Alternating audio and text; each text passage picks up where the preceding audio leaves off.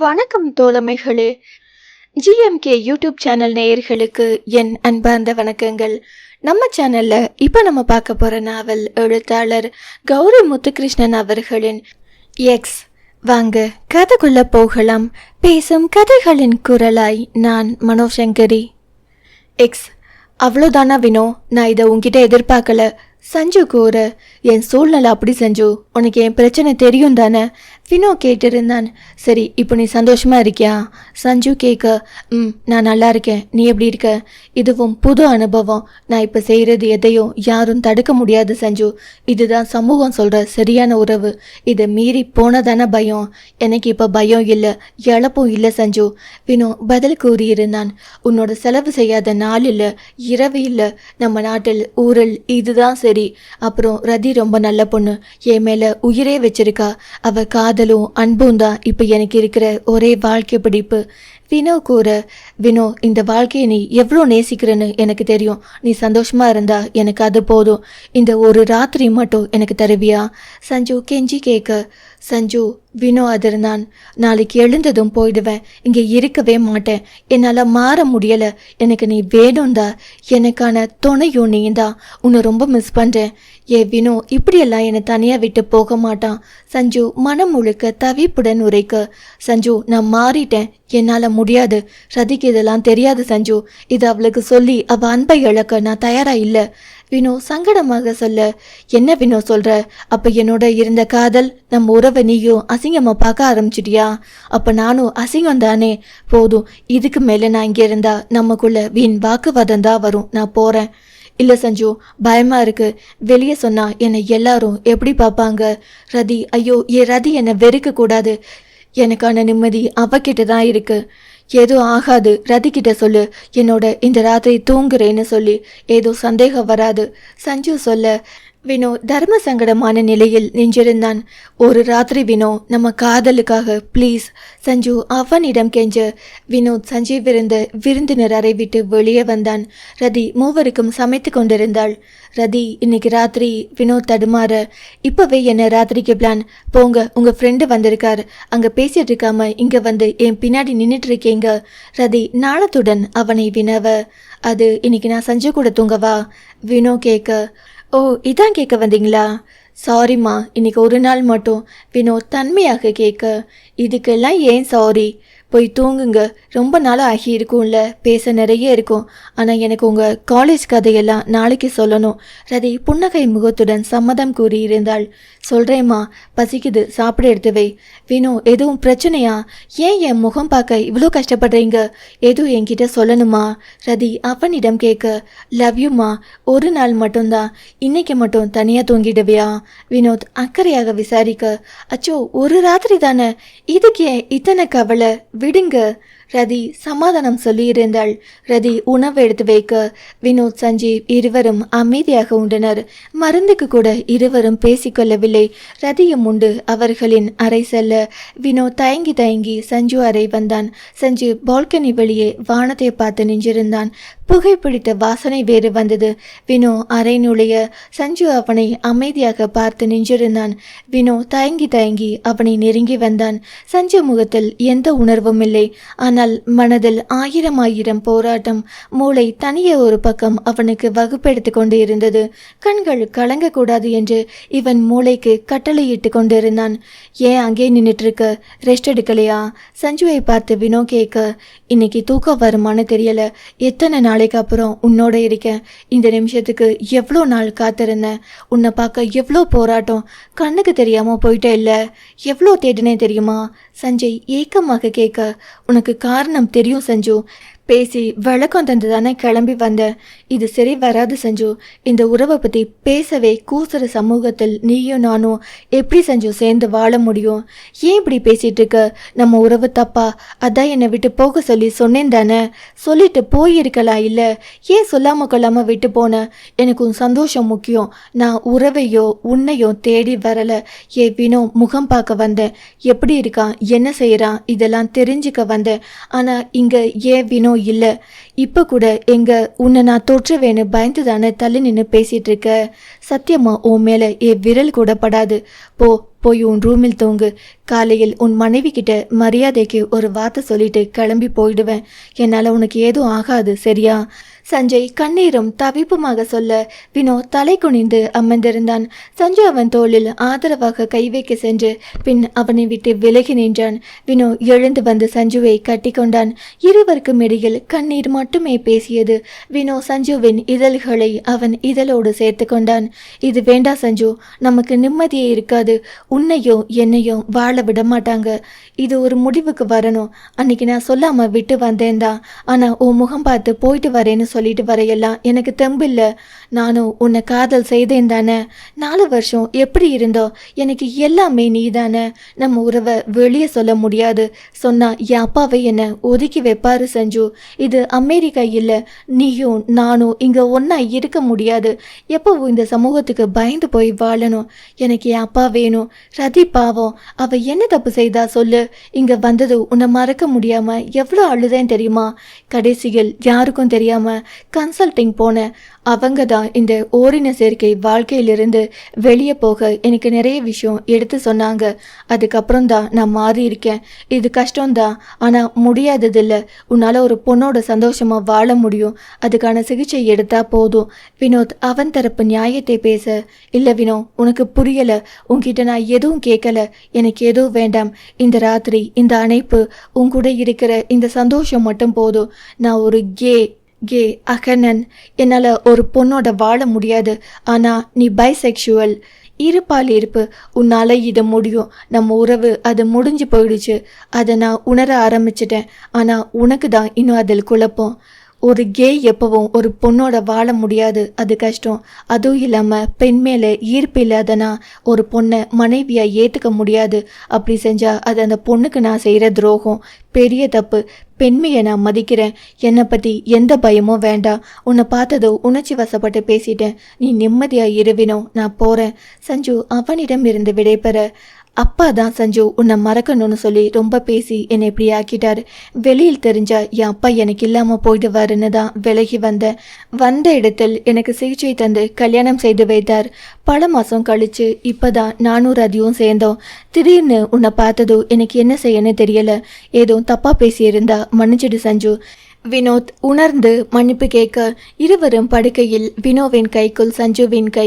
இருவரும் ஒரு கழித்து படுத்து பால்கனி நிலவை பார்த்து கொண்டு இருந்தனர்.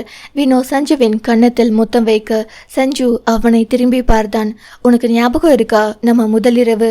இதே போல அன்னிக்கு நிலா வினோத் கேட்க கடற்கரையில் கால் நனைய நடந்து சேர்ந்து போய் 2 பேரும் மண்ணில் படுத்து கிடந்த அந்த நாள் இரவு மறக்காது. இந்த நிலாக்கு மட்டுமே தெரியும் நம்ம காதல். சஞ்சய் மென்னகையுடன் சொல்ல, சாரி, என்னால் உனக்கு நிறைய கஷ்டம். வினோத் கூற, என்னை விட்டு நீ போகணும்னு சொன்னாப்பவே இதெல்லாம் நடக்கும்னு எனக்கு தெரியும் வினோ. தெரிஞ்சிருந்தோ நான் தான் ஓவர் ரியாக்ட் பண்ணிட்டேன். அன்னைக்கு காலையில் உன்னை காணோன்னு தெரிஞ்சதும் உன்னை பார்க்க தான் மனசு துடிச்சது. ஸ்மோக் பண்ண ஆரம்பிச்சிட்ட போல. உனக்கு தான் ஸ்மோக்கிங் ஆகாது. ஸோ உன்னோட இருக்கும்போது விடணும். விட்டுருந்தேன். இப்போ நான் தனியாள், யார் கேட்க இருக்கா என்ன? சஞ்சய் சொல்ல, அப்போது எனக்காக தான் விட்டு இருந்திருக்க. நான் இல்லைனா பண்ணலாம் இல்லையா? உடலுக்காகாது சஞ்சு, இனி பிடிக்காத. வினோத் கண்டிப்புடன் கூற, நேத்திலிருந்து ஸ்மோக் பண்ணலை. உன்னை பார்க்க போகிறேன்னு உற்சாகம், பார்த்த அப்புறம் டென்ஷன். அதான் ரிலாக்ஸ் பண்ண ஒன்று மட்டும். மவுத் வாஷ் செய்துமா வாசம் வருது? சஞ்சய் கேட்க, உன் லிப்ஸ் கருப்பாகுது. எனக்கு கருப்பான லிப்ஸ் பிடிக்காது. வினோத் சொல்ல சஞ்சு வினோவை பார்த்து லவ் யூ என்று கூறியிருந்தான். வினோ அவனை அணைக்க இதழ் முத்தம் பரிமாறி தூங்கி இருந்தனர். ரதி மட்டும் அழுது தூக்கம் இழந்திருந்தாள். தன் கணவன் ஒரு இரட்டை பாலின சேர்க்கையாளன் என்பதை அவளால் தாங்கிக் கொள்ள முடியவில்லை.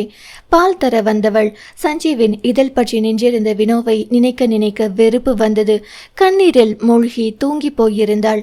காலை எழுந்ததும் வினோ அவன் அறைக்கு வந்தான். ரதி உறங்கிக் கொண்டிருந்தாள். அவளை புன்னகையோடு பார்த்து கடந்து குளிக்க சென்றான். அவன் குளித்து வந்து உடைமாற்றவும் ரதி எழுந்து அமரவும் சரியாக இருந்தது. குட் மார்னிங், குளிச்சுட்டு வா, டீ போட்டு வைக்கிறேன். என்ன காலை சமையலுக்கு ஐடியா? வினோத் ரதியை பார்த்து கேட்க. இன்னும் யோசிக்கல. ரதி கூற, சஞ்சுக்கு இந்தியன் சமையல் சேராது, காரமா இருந்தா சாப்பிட மாட்டான், பார்த்து செய். காலைக்கு பேன் கேக் செய்து கொடு. வினோத் கூறவும் ரதி சரி என கூறியிருந்தாள். வினோத் டீ போட்டு ரதிக்கு அறையில் வைத்துவிட்டு சஞ்சு அறைக்கு எடுத்து சென்றாள். சஞ்சு குளித்து கிளம்பி இருந்தான். என்ன சஞ்சு அதுக்குள்ள கிளம்பி நிக்கிற? 2 நாள் இருந்துட்டு போ. இல்ல வினோ, சரி வராது. என்னால ரதி உன் பக்கத்தில் இருக்கிறது பார்க்க முடியல. ஆனா இதை ஏத்துக்கிட்டு தானே ஆகணும். சாரிடா, வினோத் சொல்ல சஞ்சு கிளம்பி அவன் பேக் எடுத்து தோளில் போட்டுக்கொண்டு வினோ முகம் பார்த்தான். சஞ்சு முகத்தில் சொல்ல முடியாத உணர்வு, பிரிவு. அதை ஏற்றுதானே ஆக வேண்டும். அறையின் கதவு வரை வந்தவன் வினோவை அணைத்து இதழ் முத்தம் தந்தான். வினோவும் ஒத்துழைப்பு தர இருவரும் முத்தம் பரிமாறிக்கொண்டனர். சஞ்சு ரதியிடம் சொல்லிவிட்டு விடை பெற்றான். வினோ அவனை அவன் இல்லத்தில் விட்டு வர உடன் சென்றான். ரதி முகத்தில் கொஞ்சம் கூட புன்னகை இல்லை. இரவு வினோ வீடு வர வீட்டில் ரதி இல்லை. ஹாலில் இருந்த கடிதம் பார்த்து வினோத் ஒரு நிமிடம் அதிர்ந்து போனான். ரதி அவனை விட்டு பிரிந்து செல்வதாக எழுதி வைத்துவிட்டு சென்று விட்டாள்.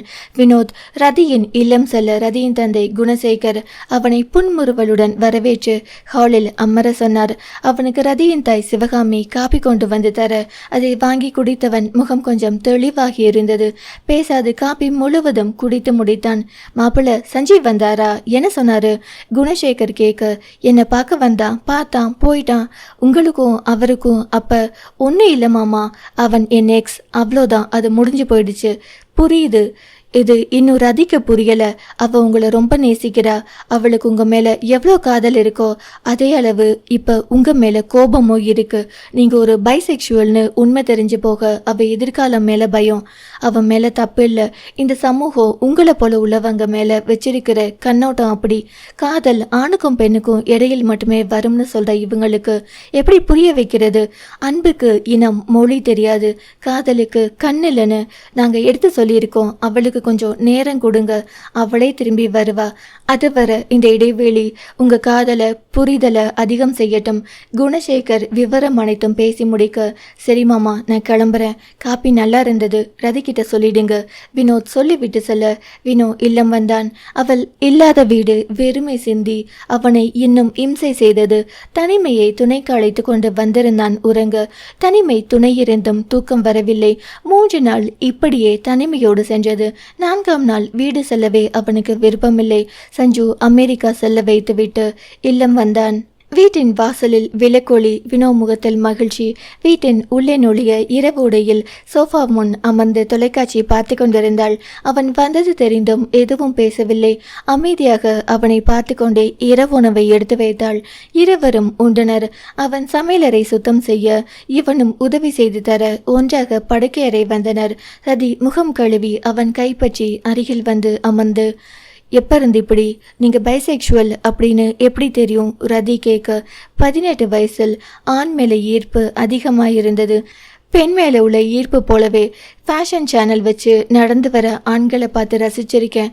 அப்போ உங்கள் எக்ஸ் சஞ்சு, அவன் கே, நீங்கள் லவ்வர்ஸா? அது கேட்கும் போதே ரதியின் குரலில் தவிப்பு. என்ன தெரியணும் ரதி உனக்கு என் பாஸ்ட் பற்றியா? ஆமாம், நீங்கள் பைசெக்சுவல்னு தெரிஞ்சுக்கிட்டது 18 வயசில். அப்போது பைசெக்சுவல் ஆனது எப்போ? சஞ்சு தான் உங்கள் முதல் பார்ட்னரா?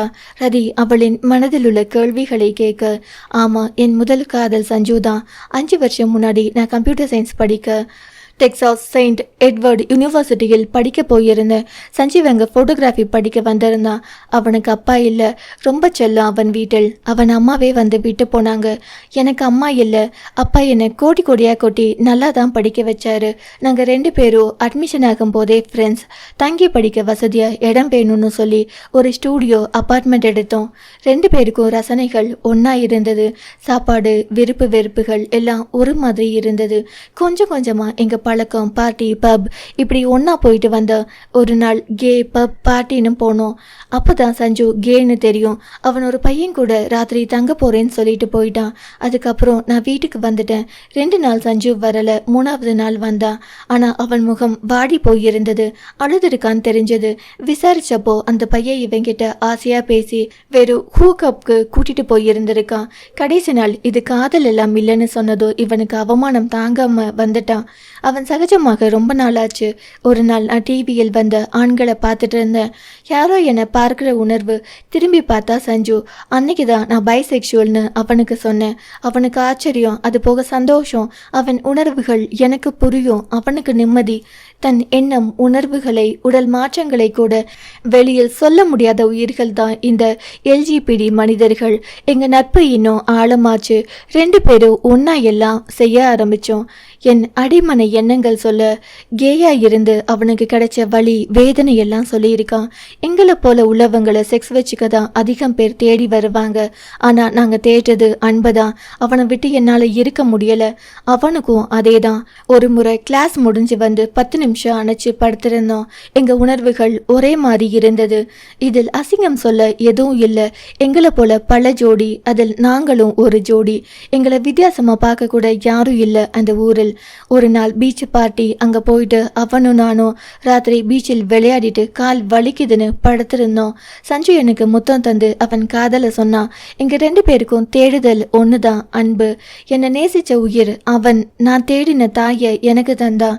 எந்த உறவா இருந்தாலும் ஒருத்தருக்கு பெண்மையும் ஒருத்தருக்கு ஆண்மை தன்மையும் இருக்கும். எனக்கு ஆண்மையும் அவனுக்கு பெண்மையும் அதிகமாய் இருந்தது. எங்களுக்குள்ள இருந்த நெருக்கம் அதிகமா முதல் முறை உடலுறவிலும் இருந்தோம். இதை உன்கிட்ட எப்படி சொல்லணும் எனக்கு தெரியல ரதி. நான் அவனோட பல முறை அப்படி இருந்திருக்கேன். அது எங்க காதல், அன்பு. எனக்கு அது தப்புன்னு அப்ப தோணல. இப்பவும் அது தப்புன்னு சொல்ல முடியாது. என்னால முடிஞ்ச எதையும் மாத்த முடியாது ரதி. சாரி. வினோத் சொல்லி முடிக்க, எனக்கு இதுதான் புரியல வினோ. எப்படி ஒரு ஆண் மேல ஈர்ப்பு வருது? இது இயற்கைக்கு எதிரானது இல்லையா? இது தப்புனா கடவுளையே எங்களை படைக்கணும். இது இயற்கை இல்லைனா ஏன் எங்களுக்கு இந்த ஈர்ப்பு இருக்கு? உனக்கு ஒரு ஆண் மேல ஈர்ப்பு வருது, அது சரி. உன்ன போலதான் நானும் ஒரு ஆணை ரசிக்கிறேன், இது தப்பா? உன்னால ஒரு ஆண் கூட உறவில் இருக்க முடியும். அது போல என்னால ஆண் பெண் 2 பேர் கூடவும் உறவில் இருக்க முடியும், அவ்வளோதான். ஆனா ஆண் பெண் ஈர்ப்பு தான் சரி. இதில் தான் காதல் இருக்கும். வெறும் உடல் சுகத்துக்கு தானே இந்த கே பை எல்லாம் ரதி கேட்க. இல்லை ரதி, அப்படி இல்லை. நான் ஒரு சாதாரண ஆண். எனக்கு ஒரு ஆண் மேலே ஈர்ப்பு வருதுன்னு தெரிஞ்சப்ப ஒரு ஆணை பார்க்கும்போது என் கண்களும் உணர்வுகளும் அவனை ரசிக்கும் போது என்னால் அதை முதலில் ஏற்றுக்க முடியலை. நான் ஒரு பைசெக்சுவல்னு எனக்கு புரியவே 20 வயசாச்சு. அதுக்கப்புறம் தான் நான் என்னை யாருன்னு தெரிஞ்சுக்கிட்டேன். ஆண் பெண் உறவு இயல்பு தான். ஆனால் அது மட்டுமே இயல்பு இல்லை. இந்த உலகில் இன்னும் நமக்கு தெரியாத எத்தனையோ உயிர்கள் இருக்கு, உறவுகளும் இருக்கு. அதில் நாங்களும் ஒரு விதம். எங்களுக்கும் மனசு இருக்கு, உணர்வு இருக்கு. அன்பை தேடிதான் எங்க தேடலும்.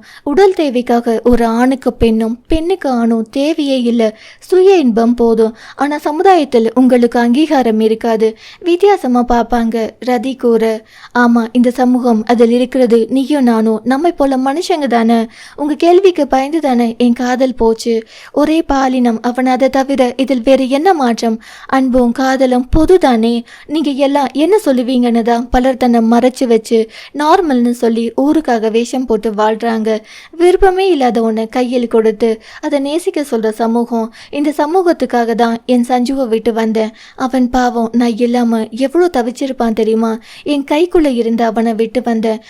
நானா இருக்க முடியலையே. வினோத் அவனின் மன ஆதங்கத்தை சொல்ல, இப்படி எல்லாரும் கே பைன்னு போனா எதிர்கால சந்ததி எப்படி வரும்? ஆணும் பெண்ணும் சேர்ந்து குழந்தை பிறக்காது. இயற்கையா ஆணும் பெண்ணும் சேர்ந்தாதான் குழந்தை பிறக்கும் ரதி கேட்க. ஆமா, அந்த ஆணும் பெண்ணும் காதலை தேடி வெறும் காமத்தில் சேர்ந்து இருந்து பெத்து போட்ட பிள்ளைகளுக்கு அம்மா அப்பாவா இருக்கதான் கடவுள் எங்களை படைச்சிருக்கார். அனாதைகள் உருவாகிறது எங்களால இல்லை, உங்களால தான். வினோத் காரமான பதிலை திருப்பி கொடுக்க ரதி அமைதியாகி இருந்தாள். வினோத் தொடர்ந்தான். நாங்க கணவன் மனைவி போலதான் வாழ்ந்தோம். என்னை விட்டு அவனும் அவனை விட்டு நானும் ஒரு நாளும் பிரிஞ்சதில்லை. எனக்காக ஸ்மோக் பண்றதை விட்டான். அதிக நேரம் வெளியில் இருக்க மாட்டான். நானும் அவனோட தான் இருப்பேன். அதிகமா அவனோட உடலுறவை ஆரம்பிக்கிறது நான் தான். அது ஒரு சந்தோஷமான 4 வருஷம். படிப்பு வேலை போக எங்களுக்கு இருந்த உலகத்தில் நாங்க சந்தோஷமா இருந்தோம். எனக்கு படிப்பு முடிஞ்சது. அங்கேயே பயிற்சி கிடைக்க வேலைக்கு போனேன். அவனும் ஃபோட்டோகிராஃபர் கிட்ட அசிஸ்டன்ட் ஆனா. எங்களுக்கு நடுவில் காதல் மட்டுமே இருந்தது. நான் ஒரு பொண்ணு கூடவும் பேசக்கூடாது. என்னை தேடி எந்த பையன் வந்தாலும் சஞ்சுக்கு கோபம் வரும். அவனை தேடி யாரும் வரமாட்டாங்க. அவன் தான் எனக்கு எல்லாம். எங்களுக்கு எப்பவும் ஒரே தட்டு ஒரே படுக்க. படிப்பு முடிகிற நேரம் எங்கள் அப்பா என்னை பார்க்க வந்தார். அவர் வரது எனக்கு தெரியாது. அன்னைக்கு அவர் சொல்லாமல் வீட்டுக்கு வரவும் சஞ்சுவும் நானும் சேர்ந்திருந்ததை பார்த்து அப்பா என்னை அடித்து திட்டிட்டு போயிட்டார். அன்னைக்கு தான் என் உலகம் என் காலை விட்டு விலைக்கு போச்சு. என் சஞ்சு விட்டு நான் எப்படி இருப்பேன் எனக்கு தெரியல. ஆனால் நான் இதை என் வீட்டில், என் ஊரில், என் சமூகத்தில் எப்படி சொல்லுவேன்? என் ஸ்கூல் ஃப்ரெண்ட்ஸ் எல்லாரும் என்னை எப்படி பார்ப்பாங்க? எனக்கு எதுவும் புரியலை. என் நிலை தான் சஞ்சுக்கும். அவனுக்கு அப்போதான் புரிஞ்சது. அவன் கே சொல்லி அவன் அம்மாவுக்கு கூட தெரியாது.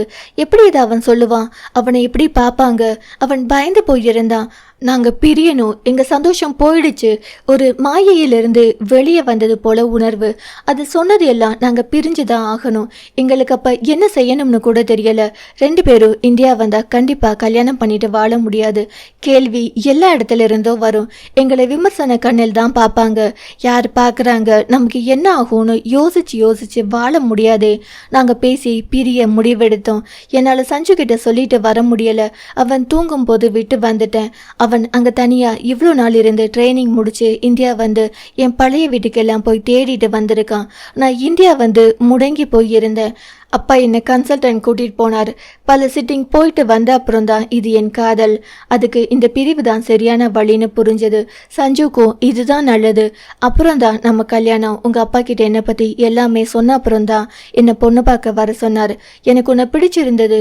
எனக்கும் சஞ்சு மூலம் கிடைச்ச ஒரு பெண்மை உன்கிட்ட தாய்மையாக கிடைச்சது. நான் முழுசாக உன்னை மட்டுமே மனசில் நேசிக்க ஆரம்பித்த அப்புறம் தான் நம்ம சேர்ந்தோம். உனக்கு நான் துரோகம் பண்ணலை ரதி. என்னை புரிஞ்சிக்க. நான் பயதான். ஆனா சஞ்சு என் எக்ஸ். அந்த காதல் என் மனசில் எங்காவது ஒரு ஓரத்தில் எப்பவும் இருக்கும். உன்னதான் நான் இப்போ நேசிக்கிறேன். காதலில் தோல்வியான ஒரு ஆண் திரும்ப காதலிக்க கூடாதா? நான் உனக்கு துரோகம் பண்ணிட்டேன்னு நினச்சா நீ என்னை விட்டு போகலாம். நான் தடுக்க மாட்டேன். என் நேசம் உண்மை. உன்னை நான் என்னைக்கும் ஏமாத்தணும்னு நினச்சதில்லை. வினோ அனைத்தும் கூறி அழுதுருந்தான். வினோ இங்கே பாரு, எனக்கு இதெல்லாம் புதுசு. இப்படி ஒரு விஷயத்த நான் கேட்டது கூட இல்லை. எனக்கு இது தப்பு, அசிங்கம் தான் சொல்லி தந்திருக்காங்க. நான் அப்படி தான் பார்த்தேன், வளர்ந்தேன். இப்போ இதை எப்படி ஏற்றுக்கன்னு கூட எனக்கு தெரியலை. ஆனால் என் அப்பா சில விஷயம் சொன்னார். ஆண் மனசு மெல்லியது. அதில் அன்புக்கான தேடல் அதிகம் இருக்கும். வெளியே கரடுமுரடாய் இருக்கிற ஆண் உள்ளத்தில் ரொம்ப பயந்து போனவன். அவன் அன்பு வச்சிருக்கிற உயிருக்காக எதையும் இழக்க தயங்க மாட்டான். ஆணுக்கு கண்ணீர் வராது. அப்படி வந்தா அவன் அந்த உயிர் மேலே அவன் உயிரையை வச்சிருக்கான்னு அர்த்தம். காதல் தப்பு இல்லை. அவருக்கு எந்த குறையும் இல்லை. இது இயற்கை. நீ எப்படியோ அப்படிதான் அவரும். அவர் காதலை தப்பா சொல்லாதன்னு சொன்னாரு. என் அப்பா அந்த காலம் அவங்களுக்கே உன் நிலையும் நியாயமும் புரியும் போது எனக்கு புரியாதா? இன்னும் உன் மனசில் சஞ்சு இருக்கான். அவனுக்கான காதல் இன்னும் உன்கிட்ட இருக்கு. அது ஒரு ஓரமா இருந்துட்டு போகட்டும். கல்யாணத்துக்கு முன்னாடி நீ எப்படியோ இருந்துட்டு போ. இப்ப எனக்கு என் மேல நீ வச்சிருக்கிற காதல் போதும். எனக்கு கொஞ்ச நாள் கொடு. என் மனசு இதையெல்லாம் புரிஞ்சிக்க கொஞ்ச நாள் வேணும். எனக்கு என் வினோ வேணும். புரிதல் தான் எந்த ஒரு உறவுக்கும் அடிப்படை. நம்ம வாழ்ந்து காட்டுவோம். வினோ இன்னும் கண்ணீர் படிக்க ரதி அவள் மடியில் படுக்க வைத்து தலை கோதி விட்டாள். அவன் முதுகு குலுங்கி அடங்க அழுது சோர்ந்து தூங்கி இருந்தான். 8 மாதம் கடந்திருந்தது. ரதி ஓரின சேர்க்கை பற்றி முழுவதும் தெரிந்து கொண்டு வினோவை புரிந்து கொள்ள ஆரம்பித்திருந்தாள். ரதி, வினோத் இருவரும் டெக்சாஸ் வந்திருந்தனர். வினோ அந்த ஸ்டூடியோ இல்லம் வந்திருந்தான். சஞ்சு வீட்டை காலி செய்து வினோத்துக்கு தந்திருந்தான். வினோ தன்னை மறந்து அழுதிருந்தான். 4 வருட வாழ்க்கை. அவனை சமன் செய்து குளித்து கிளம்ப சென்றான். ரதியும் கிளம்பி வர இருவரும் தேவாலயம் வந்து சேர்ந்தனர். சஞ்சுவின் அம்மா அவர்களை வரவேற்று அமர வைத்து விட்டு சென்றார். ஜான் முன்னே வர சஞ்சு அவனுடன் நடந்து வந்தான். வினோ கண்களில் கண்ணீர் தேங்கியது. வினோவை கடக்கும்போது சஞ்சு கண்கள் முடித்திருந்து லேசாக தலையாட்டினான். வினோ கண்கள் துடைத்து கொள்ள சஞ்சுவின் கைகள் கோர்த்து ஜான் எதிரில் நிற்க இருவரின் உறுதிமொழிகளுக்கு பின் மோதிரம் பரிமாறப்பட்டது. சஞ்சுவும் ஜானும் இதில் முத்தம் வைத்து கொள்ள வினோ அழுதிருந்தான். ரதி அவன் கையை பிடித்து சமாதானம் செய்தாள். சஞ்சுவுடன் பேசிவிட்டு வர சொல்லி ரதி அவனை விட்டு ஸ்டூடியோ இல்லம் சென்றாள். வினோ, சஞ்சு, ஜான் இருவரையும் பார்த்து பேசி வாழ்த்து கூறிவிட்டு சஞ்சுவின் அம்மாவிடம் நன்றிகளை கூறிவிட்டு விடை பெற்று ஸ்டூடியோ இல்லம் வந்தான். ரதி காத்திருந்தாள். வினோ வீட்டின் உள்ளே வரவும் ரதி முகத்தில் புன்னகை. என்ன சொன்னார் உன் எக்ஸ்? ரதி கேட்க, ரதி அருமையான பொண்ணு, முதல் பெண் உறவா ரதிய என் தங்கைய நினைச்சு சொல்றேன், என் தங்கைய பத்திரமா பார்த்துக்கோன்னு சொன்னான். வினோ மென்னகையுடன் கூற, தேங்க்ஸ் வினோ, எனக்காக காத்திருந்ததுக்கு. இன்னைக்கு கல்யாணத்தில் நான் அன்பை மட்டும்தான் பார்த்தேன். ஆணுக்கும் காதல் தப்பில்லைன்னு இப்போ புரியுது. காதலோ அன்போ எல்லாருக்கும் பொதுதான ரதி. ஆமாம், நானா இருக்கும்போது நீங்களா இருக்கலாம் தானே. கடவுள் படைப்பில் குறை யாருக்கும் இல்லை, குறை பார்க்கறது மனுஷன் மட்டும்தான். Thanks Rati, love you. Vinod உணர்ந்து சொல்ல, உன்கிட்ட குறை இல்லை வினோ, உனக்கு குறையே இருந்தாலோ உன் நிறைக்குறையோட ஏற்றுக்க நான் தயார். ரதியும் உணர்ந்து கூற, வினோ கைகள் விரிக்க அவனை கட்டி கொண்டாள் ரதி. இனி உன் எக்ஸ் நினப்பு உனக்கு வரக்கூடாது, அவர் வேறொருத்தரோட காதல். ரதி கூற, வினோத் ரதிக்கு இதழ் முத்தம் கொடுத்து சம்மதம் சொன்னான். நிறைந்தது. நோ மேட்டர் கே, ஸ்ட்ரெயிட் ஓ பயோக், lesbian, transgendered life, I'm on the right track baby. I was born to survive. No matter black, white or beige, cholo or orient made, I'm on the right track baby. I was born to be brave. I'm beautiful in my way, cause God makes no mistakes. I'm on the right track baby. I was born in this way. அன்பு அனைத்தும் செய்யும். அன்புடன் கௌரி முத்துகிருஷ்ணன். நன்றி. நம்ம சேனலில் போடுற videos உங்களுக்கு பிடிச்சிருந்தா லைக் பண்ணுங்கள், கமெண்ட் பண்ணுங்கள், ஷேர் பண்ணுங்கள், சப்ஸ்கிரைப் பண்ணுங்கள். ரெகுலர் நோட்டிஃபிகேஷன் உங்களுக்கு வேணும்னா பக்கத்தில் இருக்கிற பெல் ஐகானை கிளிக் பண்ணிடுங்க. பேசும் கதைகளின் குரலாய் நான் மனோசங்கரி. வணக்கம் தோழமைகளே. ஜிஎம்கே யூடியூப் சேனல் நேயர்களுக்கு என் அன்பார்ந்த வணக்கங்கள். நம்ம சேனலில் இப்போ நம்ம பார்க்க போகிற நாவல் எழுத்தாளர் கௌரி முத்துகிருஷ்ணன் அவர்களின் வந்தாயே உறவாக இந்நாள். வாங்க கதைக்குள்ள போகலாம். பேசும் கதைகளின் குரலாய் நான் மனோசங்கரி. கதர் கண்ணாடி முன்னின்று அவன் மீசையை வருடிவிட்டு அவன் முகம் பார்த்து புன்னகையோடு அறை விட்டு வெளியே வந்தான். பீச் நிற சட்டையும் வெள்ளையா நீலமா என்று சொல்ல முடியாத ஒரு நிறத்தில் ஜீன்ஸும் அணிந்திருந்தான். அவன் அறை விட்டு வெளியே வர சண்முகவள்ளி முகத்தில் புன்னகை. அழகா இருக்க கதர், இந்த நிறம் உனக்கு பொருத்தமா இருக்கு. நேரமாகுது கண்ணு, கிளம்புவோம். வள்ளி கூற, இதோ 2 நிமிஷம் வரேம்மா, நீங்க தங்கச்சி 2 பேரையும் போய் பாருங்க. கதை சொல்ல சரி என நகர்ந்திருந்தார். வள்ளி சரி என்று சென்றுவிட முருகேசன் பேரப்பிள்ளைகளை காரில் ஏற்றிவிட்டு வந்து பூ பழம் எல்லாம் எடுத்து காரில் வைத்து கொண்டிருந்தார். கதிர் கார் அருகில் வர சந்தியா, சங்கவி, வள்ளி மூவரும் வந்தனர். இன்னும் பிற சொந்தங்கள் இன்னொரு காரில் வர அனைவரும் கிளம்பி சென்றனர். கதிருக்கு என்று பெண் பார்க்க செல்கின்றனர். புகைப்படம் பார்த்து அவனை பிடித்திருக்கிறது என்று பெண்ணும், பெண்ணின் புகைப்படம் பார்த்து இவனும் சம்மதம் சொல்லியிருக்க என்று நேரில் பார்க்க செல்கின்றனர். கதிருக்கு மனமெல்லாம் அவளிடமும் கண் மட்டும் ரோட்டிலும் இருந்தது. திருமணம் என்றவுடன் அவன் பார்த்த முதல் பெண் இவள்தான். எழிலிசை, பெயரை போல் அழகி. புகைப்படம் பார்த்தவுடன் முடிவு செய்து விட்டான் இவள் தனக்கில்லை என்று.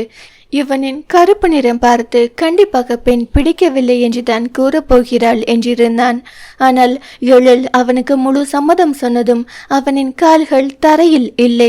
எப்படிப்பட்ட ஆணும் தன் மனைவி என்று வரும்போது முதலில் நினைப்பது அவள் அழகாக இருக்க வேண்டும் என்பதை தான். எழில் சாதாரண சுடிதாரிலேயே அழகாக இருக்க இவனுக்கு இன்னும் அவளை பிடித்து போனது. இரு வீட்டிலும் சம்மதம்தான். இந்த நேரில் சென்று பெண் பார்க்கும் படலம் எல்லாம் நேரில் பார்த்து கொள்ள மட்டும்தானே தவிர நிச்சயதாம்பூலம் மாற்ற இன்று தேதி குறித்து விட வேண்டும் என்று இருக்கின்றனர். அதனால் அவள் இனி தன்னவள் என்றும் அவளை நேரில் முதல் முறை பார்க்க போகிறோம் என்ற ஆனந்த தவிப்பும் அவனை ஒரு இன்ப நிலையில் தவிக்க விட்டது. கார் அவர்கள் வீட்டின் முன் இருக்க கதிர் காரை பார்க் செய்துவிட்டு அவன் தலைமுடியை சரி செய்து மீசையை வருடிவிட்டு காரை விட்டு இறங்கி வந்தான். அவனுக்கு மரியாதை தந்து பெண் வீட்டில் இருந்த சில உறவுகள் உற்று பார்க்க அவனுக்கு புது கூச்சம் வந்து ஒட்டி கொண்டது. ஆனாலும் சிறிது நேரத்தில் சகஜமாக பேசியிருந்தான். அவனை உள்ளே அழைத்து சென்று நலம் விசாரித்து ஒரு வயதான அம்மா வந்து தண்ணீர் தர கதிர் வாங்கி குடித்துவிட்டு அமர்ந்து கொண்டான். பின் இரு வீட்டு பெரியவர்களும் பேச தங்கைகளின் குழந்தைகளை பற்றி கேட்டு என பேச்சை வளர்த்தி இறுதியாக பெண்ணை அழைத்தனர். கதிர் நிமிர்ந்து அமர்ந்தான். கண்கள் அவளின் தரிசனம் கண்டுவிட காத்திருந்தது. கதிர் எப்போதும் அவன் கருப்பு என்று தாழ்வு மனப்பான்மை கொண்டது கிடையாது. ஆனால் என்றோ நேரில் தான் இன்னும் கருப்பாக தெரிந்து தன்னை பிடிக்காது போய்விடுமோ என்று ஒரு அச்சம், கொஞ்சம் எதிர்பார்ப்பும் கொஞ்சம் தவிப்பும் சேர்ந்து கொண்டது. எழில் வந்தால் அவளின் கைகளில் மெல்லிய நடுக்கம். பொறுமையாய் அவள் டீ தர இவன் கண் அகற்றாது அவளை பார்த்திருந்தான். அவன் முன்னே வந்து டீ தர ட்ரேயுடன் குடிந்தவள் அவள் கண்களை அவனோடு ஒரு நொடி கலக்க விட்டாள். கதிர் டீ எடுத்துக்கொள்ள அவளின் இதழோரத்தில் ஒரு புன்னகை. இரு வீட்டினரின் சம்மதமும் கேட்டுக்கொண்டனர். சம்மதம் என்று அனைவரும் சொல்ல கதிருக்கு மட்டும் அவளின் சம்மதத்தை நேரில் கேட்டு தெரிந்து கொள்ள ஆசை. அப்போது சங்கவி அவன் முகம் பார்த்துவிட்டு காதல் கேட்டாள். பொண்ணு கூட பேசணுமா, நான் கேட்கட்டுமா? சங்கவி அண்ணனை நோக்கி கேட்க, அதெல்லாம் வேண்டாம் கவி, என்னை பிடிச்சிருக்கான்னு தெரியணும். எழில் முழு மனசோட என்னை ஏத்துக்கணும். அடுத்தவங்க வற்புறுத்தலில் சம்மதம் சொல்லியிருக்க கூடாது, அவ்வளோதான். கதிர் தங்கையின் காதல் சொல்ல, நாங்க உள்ள போய் அன்னிக்கிட்ட கேட்டு வரவா? சந்தியா கேட்க, பார்த்தது அம்மா, யாரும் எதுவும் சொல்ல போறாங்க. கதிர் சொல்ல, அட இரு அண்ணா, நாங்க நேரில் போய் கேட்டு வந்துடுறோம். இந்த வாழு பையனை மடியில் வை. சந்தியா மகனை அண்ணனின் கையில் கொடுத்து விட்டு எழுந்து சென்றிருந்தாள். சங்கவி சந்தியா இருவரும் எழிலுடன் பேச வேண்டும் என்று உள்ளே சென்றுவிட இவனின் தவிப்பு கூடி போயிருந்தது. அதற்குள் வீட்டிலுள்ள பெரியவர்கள் கூடி பேசி நிச்சய தேதியை உறுதி செய்திருந்தனர். கதிர் அதில் கொஞ்சம் கவனமும் எழிலை பார்க்க சென்ற தங்கைகளின் மீது கவனமும் வைத்திருந்தான். சங்கவி வெளியில் வரவும் கதிரின் அலைபேசி சினுங்கி அமைதியானது. அவன் அலைபேசியை எடுக்காது சங்கவியின் முகம் பார்த்து கொண்டிருந்தான். அண்ணி உன்னை விட வேகம், உன்கிட்ட தான் சொல்லுவேன்னு சொல்லி நம்பர் வாங்கியிருக்காங்க. நீயே கேட்டாதான் பதில் சொல்லுவாங்களாம். நீ கேட்டு எங்களுக்கும் சொல்ல அண்ணா. சங்கவி சிரித்த முகமாக கூற, சந்தியா எங்க? கதிர் கேட்க, உன் நம்பர் கொடுத்துட்டு இருக்கா அண்ணா, நான் உனக்கு தகவல் சொல்ல வந்துட்டேன். சந்தியா வெளியில் வந்து சங்கவி அருகில் அமர்ந்து கதிரை பார்த்து மொபைலை தருமாறி கேட்டாள். எதுக்கு உனக்கு என் மொபைல்? கதிர் கேட்க, அண்ணா அண்ணி உன் நம்பர் மட்டும்தான் கேட்டாங்க, அவங்க நம்பர் தரல, அதான் நானே சேவ் பண்ணி தரேன்னு சொல்லி வாங்கி உனக்கு மிஸ்டு கால் கொடுத்துருக்கேன். நீ அன்னி பேர் போட்டு பதிவு பண்ணிக்கோ. சந்தியா விவரம் சொல்ல, தியாமா தேங்க்ஸ்டா. கதிர் புன்னகையோடு கூற, பின் பெரியவர்கள் பேசுவதில் கவனமானவர்கள். நிச்சய தேதி உறுதி செய்து கிளம்ப பெண் வீட்டில் அனைவரும் அவர்களை வழியனுப்ப இவர்களும் விடை பெற்று கொண்டனர். கதிர் கார் எடுக்க செல்ல மீண்டும் கண்ணாடியில் முகம் பார்த்து எதேச்சியாக திரும்ப எழில் அவனை ஜன்னல் வழியே பார்த்து கொண்டிருந்தாள். இருவரும் ஒருவரை ஒருவர் பார்த்து முகம் திருப்பிக் கொள்ள கதிர் ஜன்னல் பக்கம் பார்வையை கொண்டு செல்லாமல் காரை நகர்த்தி செல்ல அனைவரும் வீடு வந்து சேர்ந்தனர். இல்லம் வந்து அவரவர் அறை சென்று ஓய்வெடுக்க கதிர் அனைவருக்கும் உணவு வாங்கி வந்தான். அனைவரும் இரவு உணவு உண்டுவிட்டு அத்தை மாமா என்று கிளம்ப அவர்களுக்கு விடை கொடுத்து அறை வந்து அவன் மெத்தையில் விழுந்தான். அலைபேசி சிறு ஒலி எழுப்பி செய்தி வந்துள்ளதை கூற கதிருக்கு அப்போதுதான் எழில் நினைவு வந்தது. அலைபேசி எடுத்து பார்க்க குறுஞ்செய்தி வந்திருந்தது. கதிர் அவளின் எண்ணை பதிவு செய்து ஆவலாக திறந்து பார்த்தான். ஹாய், எழில் செய்தி அனுப்பியிருக்க, சாப்பிட்டீங்களா என அடுத்த கேள்வியை கேட்டிருந்தாள். அதை படித்த கதிர் முகத்தில் புன்னகை பூத்தது. ஆச்சு, நீங்க? கதிர் கேட்க, ஆச்சுங்க, கொஞ்சம் வேலை, அதான் மொபைல் பார்க்கல, சாரி. கதிர் விவரம் சொல்ல, இருக்கட்டும் பரவாயில்ல, சாரி எல்லாம் சொல்ல வேண்டாம். எழில் கூற, சரி. கதிர் சொல்ல, அதன் பின் என்ன பேச இருவருக்கும் தெரியவில்லை. கதிர் காத்திருந்து பார்த்துவிட்டு அவன் மனதில் உள்ள கேள்வியை அனுப்பினான். என்னை பிடிச்சிருக்கா இசை? பிடிச்சிருக்கு, ரொம்ப ரொம்ப. கதிர் அந்த குறுஞ்செய்தி பார்த்து முதல் முறை வெக்கம் கொண்டான். பெண்ணின் வெக்கத்தை விட ஆணின் வெக்கத்திற்கு அழகு அதிகம். மிக மெல்லிய புன்னகை அரம்பி முகம் மலர்ந்து கண் ஒளிர்ந்து கண்ணம் சிவக்கும் வைபவம் அது. கதிர் வெக்கத்தில் அலைபேசி கொண்டே அவன் முகம் பார்க்க எழில் குட் நைட் என்று செய்தி அனுப்பினாள். இவனும் பதிலுக்கு குட் நைட் என அனுப்பிவிட்டு எழில் சொன்ன செய்தியை மீண்டும் படித்தான். மீண்டும் புன்னகை வந்தது. இன்ப மயக்கத்திலும் அன்று அவனுக்கு தூக்கம் வெகு நேரம் கழித்துதான் வந்தது. அடுத்து வந்த வாரத்தில் ஒரு நாள் நிச்சயப்பட்டு எடுக்க முடிவு செய்திருந்தனர். கதிர் குறுஞ்செய்தி அனுப்பினான். உனக்கு என்ன கலர் பிடிக்கும் இசை? கதிர் கேட்க, எனக்கு பிங்க் பச்சை 2 கலரும் பிடிக்கும். அவள் பதில் தர, நாளைக்கு நிச்சயப்பட்டு எடுக்க போறோம் நம்ம வீட்டில், உனக்கு பிடிச்ச நிறத்தில் எடுக்க தான் கேட்டேன். உங்களுக்கு என்ன கலர் பிடிக்கும்? எழில் கேட்டாள். நீலம் கதிர் கூற, அப்போ உங்க விருப்பம் போல எடுத்துட்டு வாங்க. வேற? கதிர் கேள்வி எழுப்ப. வேற? ஆமா, என்ன மட்டும் கேட்டீங்களே, உங்களுக்கு என்ன பிடிச்சிருக்கா? எழில் கேள்வி எழுப்ப. சொல்ல தெரியல இசை, ரொம்ப நாள் கழிச்சு சந்தோஷமா இருக்கேன். மனசு லேசா இருக்கு. என் உதட்டில் மறையாத சிரிப்பு, எப்பவும் உன்னோட நினப்பு, இதெல்லாம் உன்னை பிடிச்சிருக்குன்னு தான் சொல்லுது. கதிர் கூற, எனக்கு நீல கலர் புடவை தான் வேணும். உங்க செலெக்ஷன் தான். சரி. கதிர் இன்முகமாக பதில் கூறியிருந்தான். அலைபேசி கீழே வைத்துவிட்டு கண்ணாடியில் அவன் முகம் பார்த்து சிரித்து கொண்டான். மனதில் எழில் வந்து சிரித்தாள். கனவுகள் விரிந்தது. கல்யாண கனவுகள் பெண்களுக்கு மட்டும்தான் இருக்குமா? ஆணுக்கும் உண்டு. தன்னவளோடு இதை செய்ய வேண்டும், அதை செய்ய வேண்டும், இப்படி பார்த்து கொள்ள வேண்டும் என்று ஆசைகள் நெஞ்சில் சேர அது கனவாக வந்து இம்சை செய்தது. இதமான இம்சை இது. கதிரும் இந்த இன்ப இம்சையில் மூழ்கி போனான். அவன் அறையை சுற்றி பார்த்தான். அவளுக்கு பிடித்த நிறத்தில் தன் அறை இல்லை என்று அறையின் நிறம் மாற்ற ஏற்பாடு செய்தான். அவளுக்கு என்ன பிடிக்கும் பிடிக்காது என்று அறிய ஆவல் வந்தது. அன்று நிச்சயப்பட்டு எடுக்கும் நாள். கதிர் தான் முன்னென்று புடவை எடுத்தான். நிச்சயத்தின் போது அவள் புடவை மாற்றி வர அவளை தழுவியிருந்த நீல நிறப்பட்டு அவனுக்கு மிகவும் பிடித்திருந்தது. மோதிர மாற்ற அவளின் கை பிடித்த நொடி உடலெல்லாம் நடுக்கம். அவன் கைகளை அவள் பற்றி மோதிரம் சேர்த்த போது அவன் கண்கள் அவள் முகத்தில் இருந்த வெக்கம் பார்த்து ரசித்தது. கதிர் மனதில் நிம்மதி, ஒரு ஆழ்ந்த நிம்மதி. அப்பாவின் சம்பளம் வீட்டுக்கு போதாது என்றும் கடன் கடமை என்று அத்தனையும் தோளில் சேர சுகமான சுமை இதை தோல் வலிக்க சுமந்து ஓய்ந்து தன்னை நெஞ்சில் சுமக்க ஒருத்தி வரப்போகும் மகிழ்வு தந்த நிம்மதி இது. தாயிடம் கூட தேட முடியாத ஒரு அரவணைப்பு இனி அவளிடம் கிடைக்கும். மடித்தர ஒருத்தி, அவனுக்கு தாயாக தாரமாக அவனை அரவணைக்க ஒருத்தி, என்னை விரும்பி ஏற்றிக்கொண்ட என்னவள் என்னும் எண்ணமே அவனுக்கு இன்பமாக இருந்தது. அதன் பின் வந்த நாட்கள் எல்லாம் கதிருக்கு எப்படி கடந்தது என்று அவனுக்கே தெரியவில்லை. கனவில் அவளோடு குடும்பம் நடத்த ஆரம்பித்திருந்தான். பெண் பற்றி எந்த சொந்தம் பேசினாலும் என்ன பேசுகிறார்கள் என்று கவனித்தான். கல்யாணம் எந்த தடங்களும் இன்றி நடக்க வேண்டும் என்ற தவிப்பு வேறு இருந்தது. பெற்றோர் பார்த்து செய்யும் திருமணம் என்பதால் இவனுக்கு தோள் மேல் எந்த சுமையும் இல்லை. தங்கையின் திருமணத்திற்கு முன்னின்று செய்தான். இப்போது சொந்தம் எல்லாம் முன்வந்து நிற்க மணமகனாக வலம் வந்தான். ஏதோ ஒருவித இன்பமான மோன நிலை, விலக்கி சொல்ல வார்த்தை இல்லை.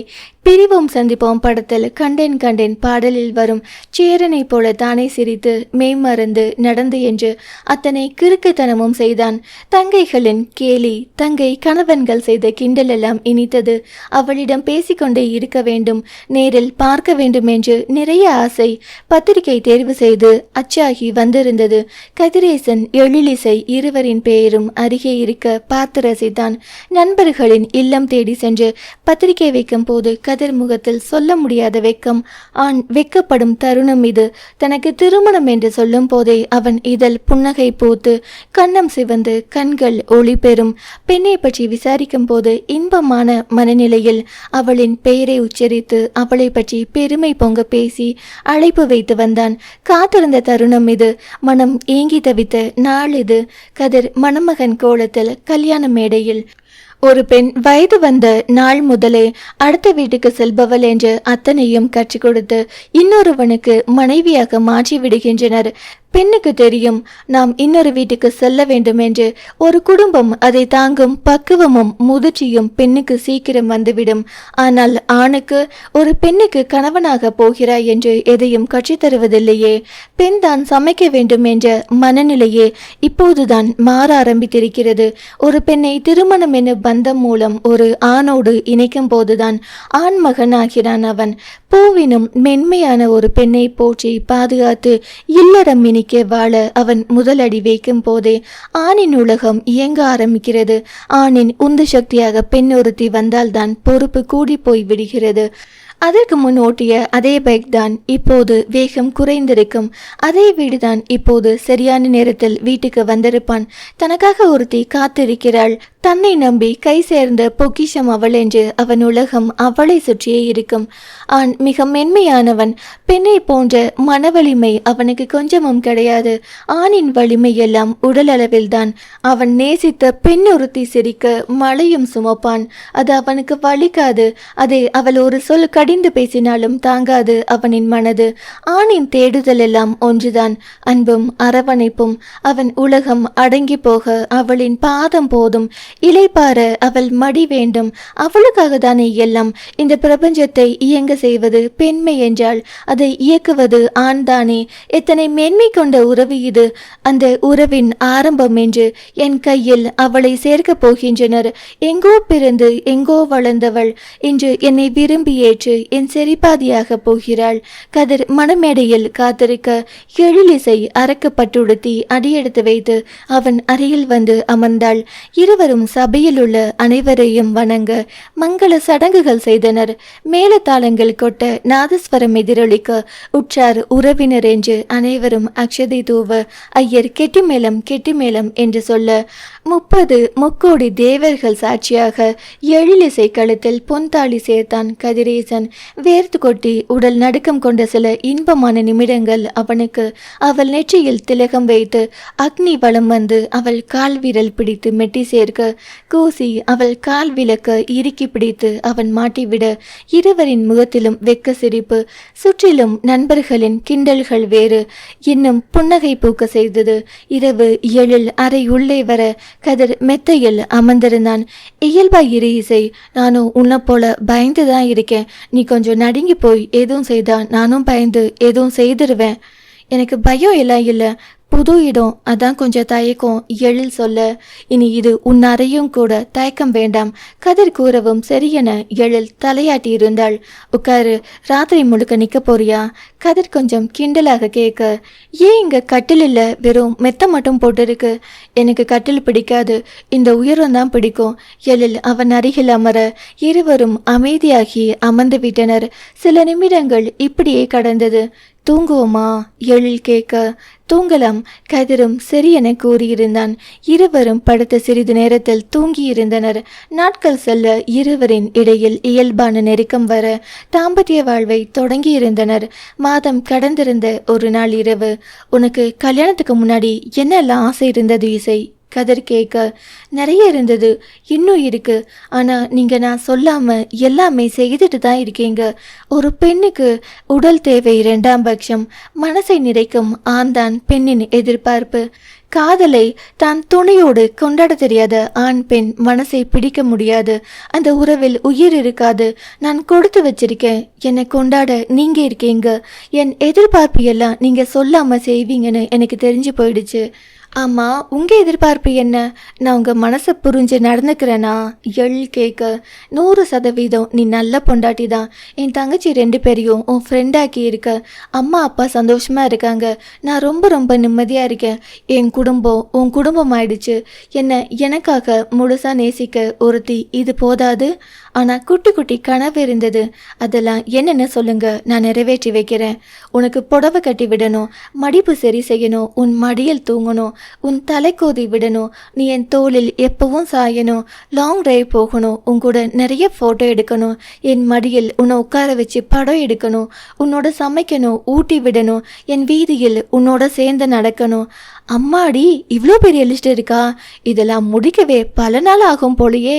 எழில் சிரிப்புடன் கேட்க, இதெல்லாம் சைவ கனவு, அசைவ கனவெல்லாம் இருக்கு இன்னும். எங்க சொல்லுங்க, அதையும் கேட்போம். எழில் கேட்க, இதை சொல்றதை விட சொன்னவன் அவள் அருகில் நெருங்கி வர எழில் அவளின் முகம் மூட கதிர் சிரித்து கொண்டே அவளை அவனோடு இறுக்கியிருந்தான். எழில் அவன் கண் பார்க்க கதிர் முத்தம் வைக்க ஆரம்பித்திருந்தான். அவனின் கல்யாண கனவுகள் நிறைவேற வேண்டும் என்ற ஆசையோடு. சுபம், அன்பு அனைத்தும் செய்யும். நன்றிகளுடன் கௌரி முத்துகிருஷ்ணன். நன்றி. நம்ம சேனலில் போடுற வீடியோஸ் உங்களுக்கு பிடிச்சிருந்தா லைக் பண்ணுங்கள், கமெண்ட் பண்ணுங்கள், ஷேர் பண்ணுங்கள், சப்ஸ்கிரைப் பண்ணுங்கள். ரெகுலர் நோட்டிஃபிகேஷன் உங்களுக்கு வேணும்னா பக்கத்தில் இருக்கிற பெல் ஐக்கானை கிளிக் பண்ணிடுங்க. பேசும் கதைகளின் குரலாய் நான் மனோசங்கரி.